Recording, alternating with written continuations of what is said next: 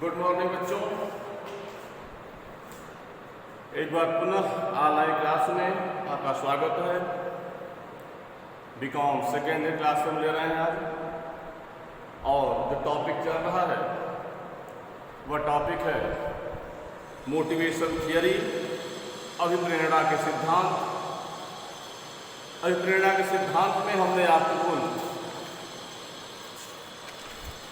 5 सिद्धांतों का नाम बताया था, जिसमें अब्राहम मैस्लो का आवश्यकता सिद्धांत, इसकी व्याख्या पहले कर चुके हैं।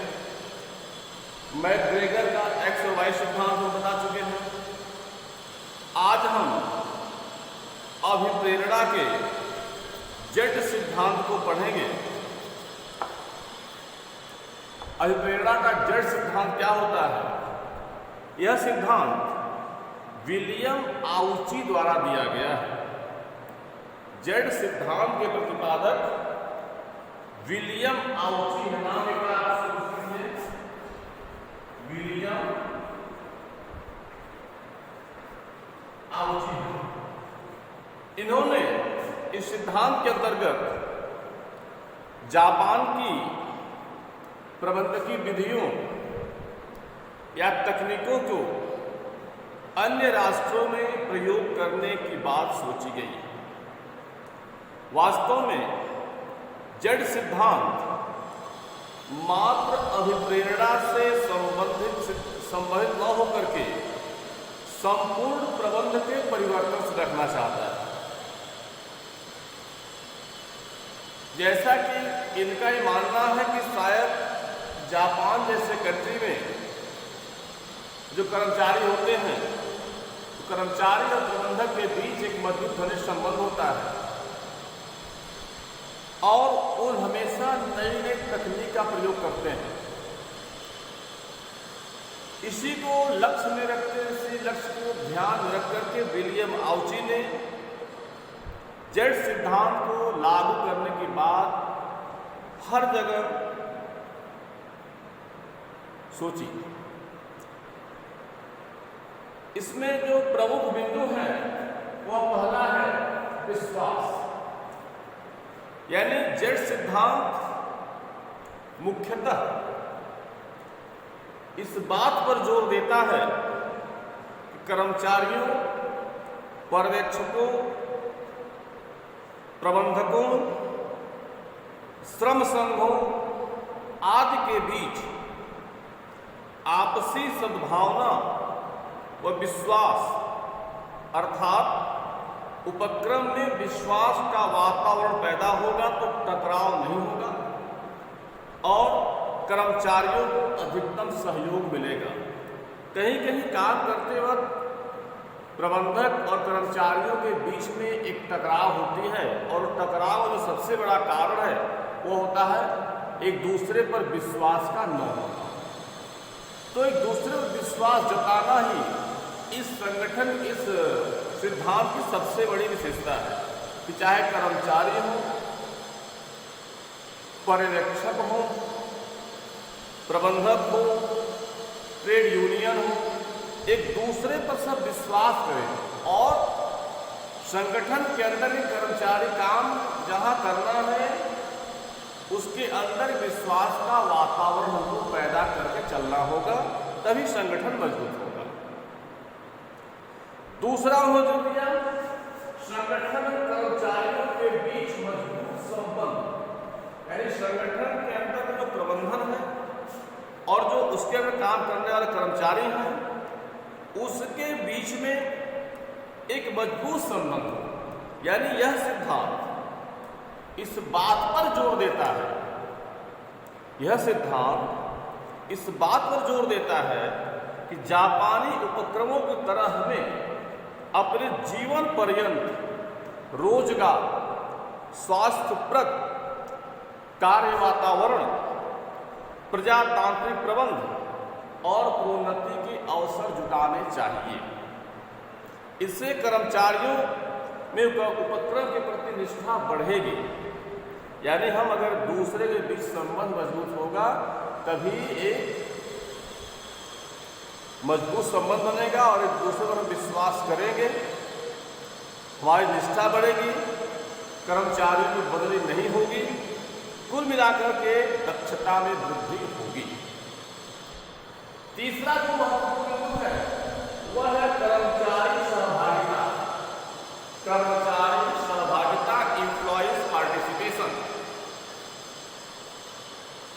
इस सिद्धांत के अंतर्गत प्रबंधक के प्रत्येक स्तर पर कर्मचारियों को सहभागी बनाने, उनके द्वारा प्रस्तुत सुझाव पर गौर करने तथा कुछ कम महत्व के मामलों में निर्णय लेने का अधिकार उन्हें छोड़ देना चाहिए।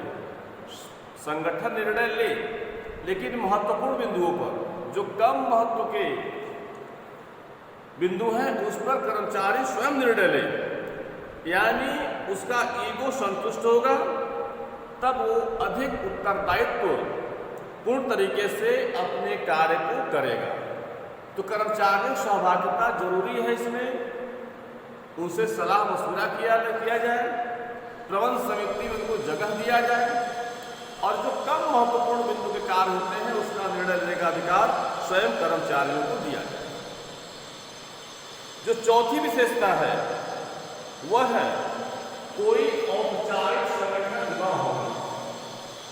कोई औपचारिक संगठन न होना, यानी जेड सिद्धांत इस बात पर जोर देता है कि उपक्रम में किसी और अन्य प्रकार के अनौपचारिक या औपचारिक संगठन की संरचना न की जाए, बल्कि एक टीम के रूप में सूचनाओं का आदान प्रदान करते हुए कार्य करें। इससे कर्मचारियों में समूह भावना का विश्वास होगा, विकास होगा और कार्य निर्बाध गति से आगे बढ़ता रहेगा। अंतिम, व्यक्तियों का समन्वय। व्यक्तियों का समन्वय उत्पादकता वृद्धि के लिए जेड सिद्धांत संस्था में कार्यरत व्यक्तियों के समन्वय पर जोर देता है। समन्वय मतलब ये एक दूसरे के साथ तालमेल, बार बार हम इसकी चर्चा कर चुके हैं।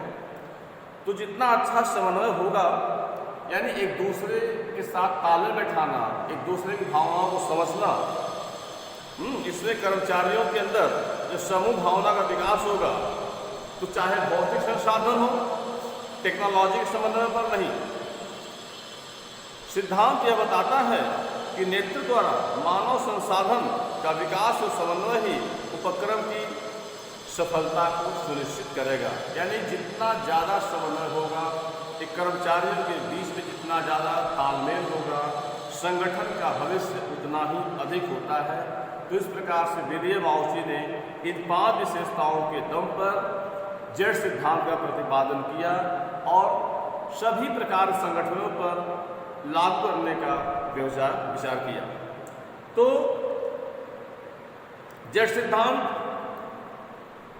में सम्मिलित प्रबंधकीय जापानी व्यवहार कर्मचारियों को सभी सर्वाधिक महत्वपूर्ण पद मानता है। इसके परिणाम भी सुखद होते हैं और इसमें कुछ इसके अलग से मूल आधार हैं, जिसको हमने लिखा हुआ है। जो मूल आधार है, दीर्घकालीन अथवा आजीवन रोजगार। अगर संगठन का एक दूसरे पर विश्वास है तो कोई व्यक्ति रोजगार नहीं होता है, वह अंतिम समय तक भी काम करता रहता है, जो लंबे समय तक काम करेगा और कभी आजीवन करता है। दूसरा है गैर विशिष्ट कैरियर, और जब हम उसी संगठन में काम कर रहे हैं, हमारा ताल अच्छा है, विश्वास है, तो किसी दूसरे क्षेत्र में कैरियर बनाने अवसर हमको नहीं होती है। और यहाँ पर जो कर्मचारी काम करते हैं, इनकी व्यक्तिगत जवाबदेही होती है, यानी अपने कार्य के लिए खुद जिम्मेदार माने जाते हैं। संपूर्ण व्यक्ति के प्रति निष्ठा होती है। संगठन भी जिसके अंदर जो काम करने वाले कर्मचारी हैं, वो सबके प्रति अपनी निष्ठा व चिंता व्यक्त करते हैं। और यहाँ पर जो औपचारिक प्रणाली होती कम होती है, मतलब नियंत्रण करने के नाम पर बहुत मामूली ध्यान दिया जाता है, खासतौर जब श्रमिक किसी काम में गलती करता है। ऐसा नहीं है कि नियंत्रण करने का मतलब किसी को ज़्यादा नकेल कसा जाए। और यहाँ जो निर्णय होता है, एक मत सबका निर्णय माना जाता है, और प्रोन्नति होती है वो धीमी गति से होती है। साल से डिमेरिट भी कर सकते हैं इसको, कि जब सबके अंदर एक समय ताल उत्साह होगा तो प्रोन्नति थोड़ी समस्याएं आती हैं। तो इस प्रकार से हमने विलियम आउची के जड़ सिद्धांत का आपको बताया। अब हम अगला चर्चा करेंगे अगले वीडियो में हर्ज़बर्ग का मोटिवेशन, नेक्स्ट में करेंगे। थैंक यू, धन्यवाद।